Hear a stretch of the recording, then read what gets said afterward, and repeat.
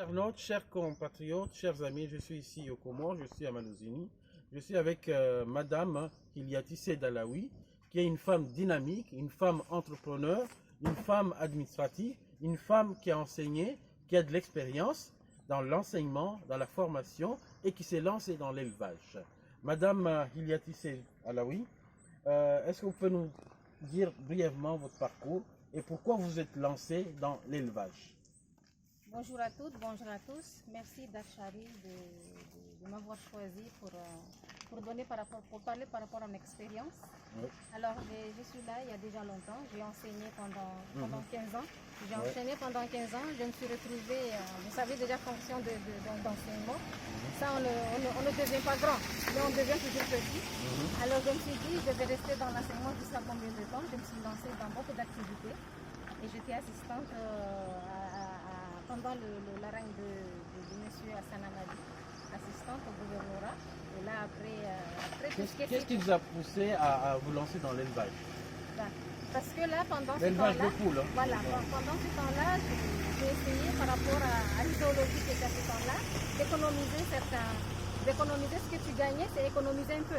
Alors, c'était le slogan, c'était son idée principale de pouvoir aider les fonctionnaires. Puisque j'étais là en tant que fonctionnaire, alors moi j'ai essayé de me rallier par rapport à cette idée-là, de pouvoir laisser de côté un peu ce que j'ai gagné pour moi.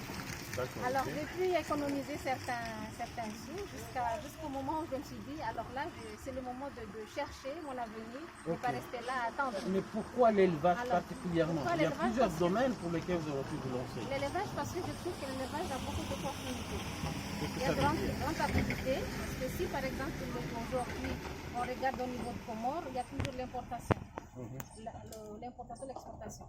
L'importation des œufs, alors pourquoi pas ne pas se lancer dans ce projet-là, pour essayer de contribuer beaucoup plus à produire chez nous, et comme ça on aura beaucoup plus le Made in Comoros, le Made in Comoros, au lieu d'attendre Dar es Salaam ou Nairobi ou Madagascar pour les œufs qui viennent frigorifiés et qui n'est pas bon pour la santé. Quelles ont été les difficultés que vous avez rencontrées au cours de la création de votre entreprise coopérative? Il y avait pas mal de difficultés par rapport à ça, et on peut citer le financement, parce que moi je suis partie avec un peu de sous. Je cherchais pendant un an quelqu'un, des institutions qui pourraient peut-être rajouter un peu ce que j'en avais, mais j'avais pas pu. Mais là j'ai démarré par rapport au peu que j'avais. C'est ce qu'il faut. Voilà, c'est ce qu'il faut. Il ne faut pas attendre d'avoir beaucoup pour faire, il faut commencer petit, et faire de l'expérimentation. Voilà. Là, on a beaucoup d'expérience par rapport à ça, parce que pendant un an et demi, depuis le démarrage jusqu'à la production, on a créé par rapport à ce qu'on avait fait, on a fait une coopérative de 5 personnes, et parmi lesquelles il y a mon mari, Dieu merci, qui m'a beaucoup soutenu pendant ce temps-là. Vous soutenez aussi, voilà. Jusqu'aujourd'hui, il est là, toujours présent. Je remercie Dieu. Et il est là en permanence à me soutenir moralement. Qu'est-ce que vous attendez comme aide, comme forme d'aide par rapport à votre activité? La première des choses, je pourrais dire la formation. Parce qu'il faudrait d'abord que tout ce qu'on fait, il faut d'abord être formé, recyclé. Même si tu as fait des études là-dessus, n'en parlons pas moi qui n'ai pas. D'une manière générale, ou vous parlez au niveau de l'élevage? D'une manière générale. L'élevage, il est dedans, d'une manière générale. Est-ce qu'il y a des écoles pour l'élevage? Ou que faut-il faire? Ici au Comores, il n'y en a pas.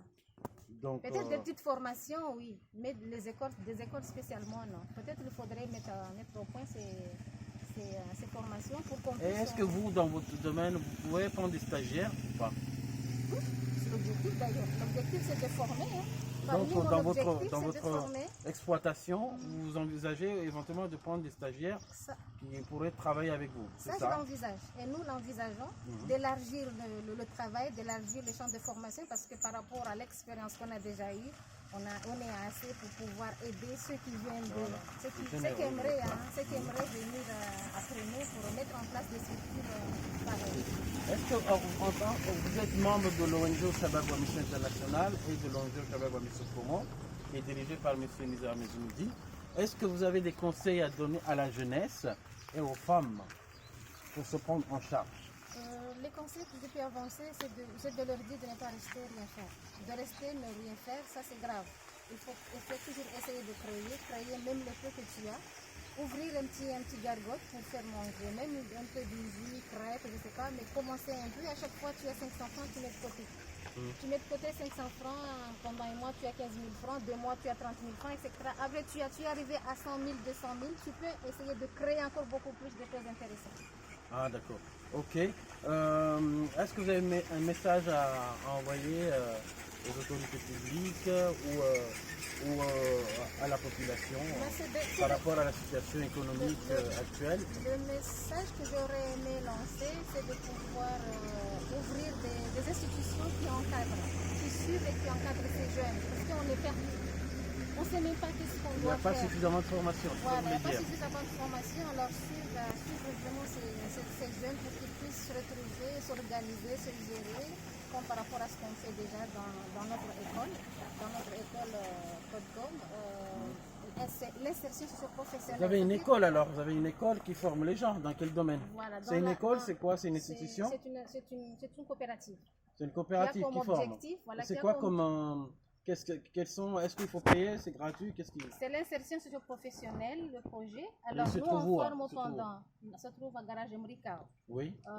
Pendant 9 mois, nous formons des jeunes et ces jeunes-là ont une maîtrise. Pour sortir là, ils peuvent se retrouver, s'organiser. Dans quel domaine? Cuisine, pâtisserie, restauration. Donc, il y a des formations possibles dans la cuisine, pâtisserie, restauration. Transformation des produits locaux. Ah, ça c'est très bien, avec transformation des produits locaux. Bravo, c'est une bonne chose. Confiture, sirop, jus, tout ça, on fait en même voilà, temps. C'est à toi de voir où est-ce que tu vas te brancher comment. C'est une très bonne initiative. Dommage que je n'ai pas le temps, si je serais venu visiter. C'est pas à moi, on est parmi ceux qui gèrent. C'est toute une équipe qui travaille. Avant de conclure, je voulais juste dire qu'au niveau des Comores, pour produire, pour être autonome, il faut entreprendre. Il ne faut pas compter sur l'État. Mais on a des problèmes. Parmi les problèmes, c'est les problèmes de finances. S'il faut emprunter à la banque, les taux sont très élevés. Ils peuvent aller de 12 à 25%. C'est trop. Il faut que l'État mette en place des systèmes pour faire baisser le taux d'intérêt, premièrement. Deuxième point, chaque individu doit épargner petit à petit. Il ne faut pas attendre d'avoir des fonds pour commencer.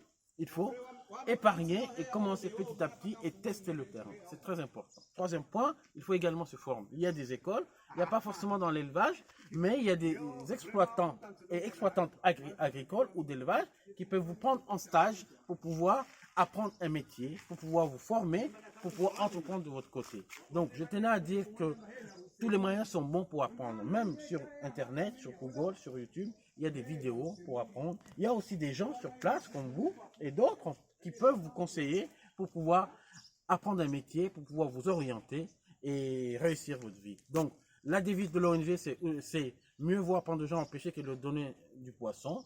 Et pour réussir, il faut se former en permanence. Il faut se former en permanence. Et on a besoin de femmes exemplaires comme vous.